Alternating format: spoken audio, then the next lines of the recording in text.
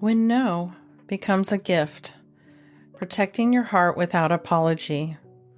Hello, fellow Griever, and welcome to December 10th in our Daily Nugget series for this December. And this week we are exploring boundaries, the kind that protect our energy, honor our truth, and allow us to move through December in ways that feel not only possible, but honest and sensitive. You see, there's a particular kind of pressure that shows up this time of year. It's a pressure to be present, cheerful, available, and quite possibly even to be a version of ourselves that existed before. But grief reshapes us. It also reshapes our energy and our capacity. And it reshapes what's actually possible for us in this super hard month.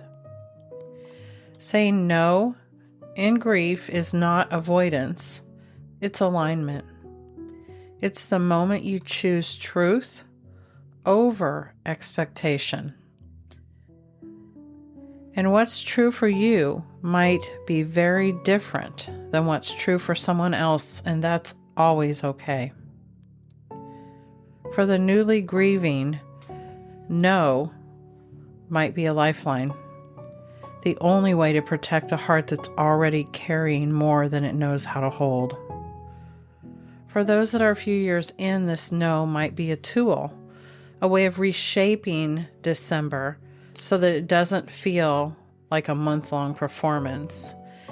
And for those of us that may be further along, integrating grief into a life that has grown around our loss, a no might become something softer and more intentional, a way of choosing what supports your becoming. The poet Audre Lorde once wrote, "Caring for myself is not self-indulgence, it's self-preservation." And in grief, self-preservation is sacred. But here's the part many people misunderstand.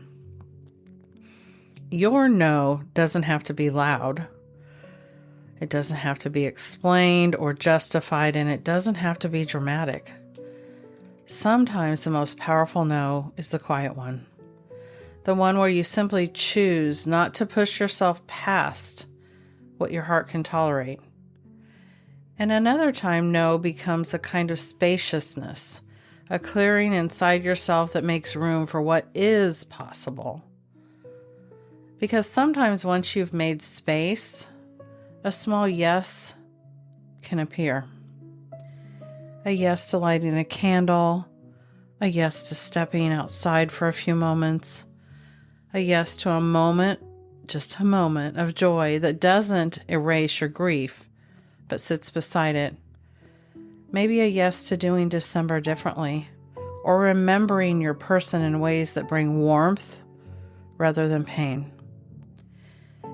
Your no is not a rejection of others. It's an act of care for you. It's a way of saying, I matter too.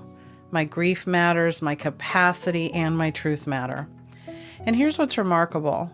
The more honestly you honor your own no's, the more clearly your yeses begin to reveal themselves. Because, my friends, boundaries are not about becoming smaller. They're about giving yourself the conditions to breathe and eventually to grow.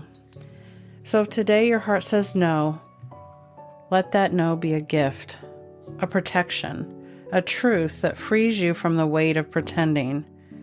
You belong to yourself first, and that belonging is worth safeguarding, especially in December.